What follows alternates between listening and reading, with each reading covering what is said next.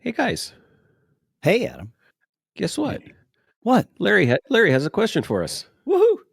He says, "Hello, oh, wise geeks. I'm guessing you've heard this question already, but I will ask. Having fear of what the tariffs might do to Apple's prices, I'm looking at my 2021 M1 Max and considering whether it might be time to upgrade to avoid any price increases. Plus, it still has a $1,200 trade-in credit value with AppleCare till September.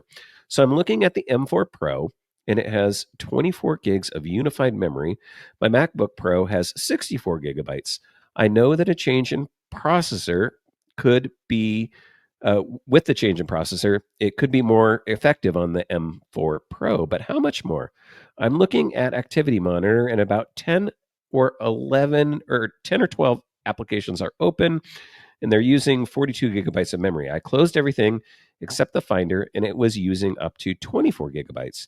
Should I just hold on to my computer and wait and see if something dynamic comes out towards the fall? And if not, just continue buying Apple Care until this dies. So I think the overall question here is, do I upgrade and maybe have less memory, or do I keep what I have and kind of just keep it going and continue with Yeah. Apple Care and see where things land? Or wait for the next best thing, right? That Right. it reminds me of an old, I think it was Gateway computer ad where the guy's driving home with the Super 3000 in the backseat of his convertible, and the guy is just finishing the billboard on the side of the road for the Super 4000. It's like, obsolescence is only a day away. So waiting for the next great thing is probably not the thing to do because it's something new is going to come out tomorrow. Anyway, so that's number one. The other thing is, I would think buy the machine now before prices go up, and then if you can hold on to your trade in for a little while and see if prices do go up.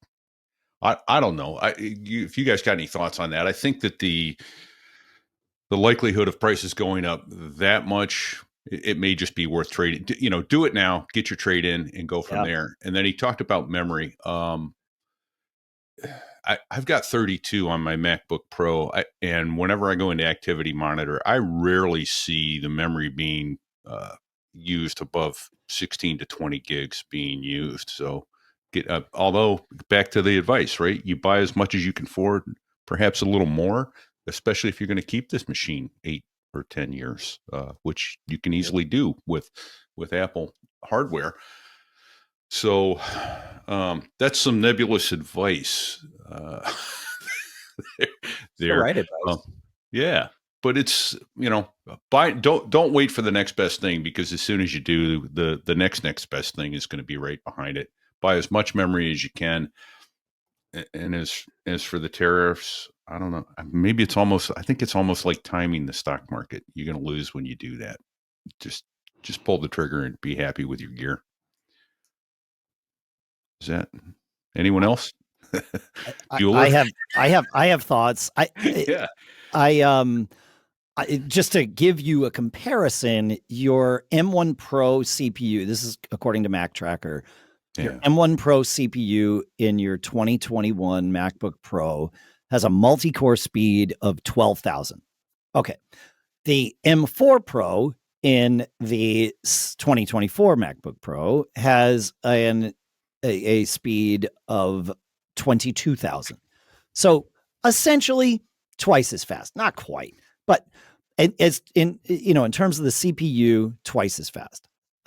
So factor that in, and bear in mind how, and you would know this, but bear in mind how often you're actually using all of your CPU power, because I mean, I'm recording a podcast right now, streaming video, doing lots of things, and I'm um I don't know, 30% on my OG Mac Studio here, base model, right? So just like think about that. Maybe 35-40%, something like that. But it's not, I'm not taxing this CPU. I'm not anywhere close. And that's what is that CPU? That's a M1 Max So probably very similar to what you've got there. I don't have it up in front of me.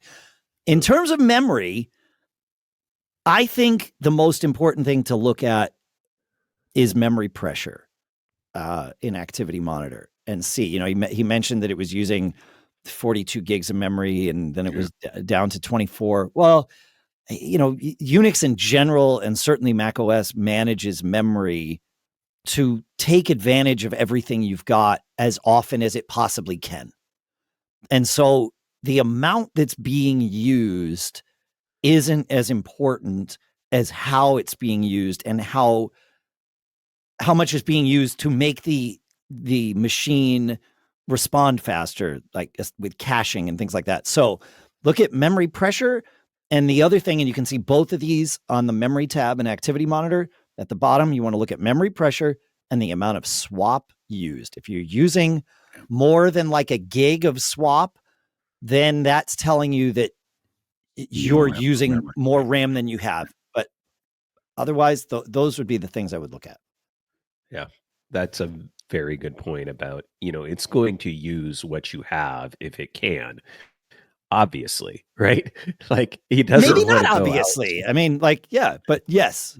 I mean, that's the idea. If you have the physical RAM, it's going to want to use that over, you know, doing unified or going out to your hard drive. Now, what that means for performance versus one or the other, that's where I think it gets a little bit nebulous, right? It's like how, because Apple's SSDs are really fast and they've focused on this unified memory thing. And I guarantee it's not as good as physical RAM. I would almost guarantee, I guess I shouldn't guarantee that, but I would think logically that the physical RAM is going to be better in terms of performance overall. But yeah, I think you made some very, very valid points there. The only other thing I have to add is kind of goes back to what Pete was talking about earlier, is about not waiting for a machine. And it's almost the opposite, not opposite, but it's a complementary view that I've had for years. And I think I've said it before, but I'll say it again because I think it's important for people to hear. Buy a machine when you need a machine. And I'm only saying that here because I don't know. It doesn't sound like maybe he needs a new machine. He's just worried about the tariff pricing stuff and wants to get ahead of the curve.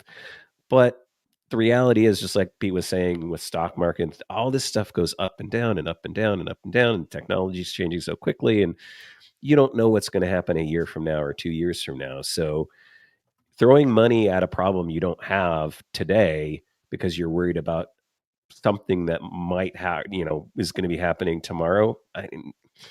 Buy a machine when you need a new machine and get the most machine that you can get. That's the basic advice I've given everybody. It's like, if you need a new machine, if there's really a reason why you need it, and the need can be, I just want one. That's fine. That's okay, right? Yeah. Yes, yes, for sure.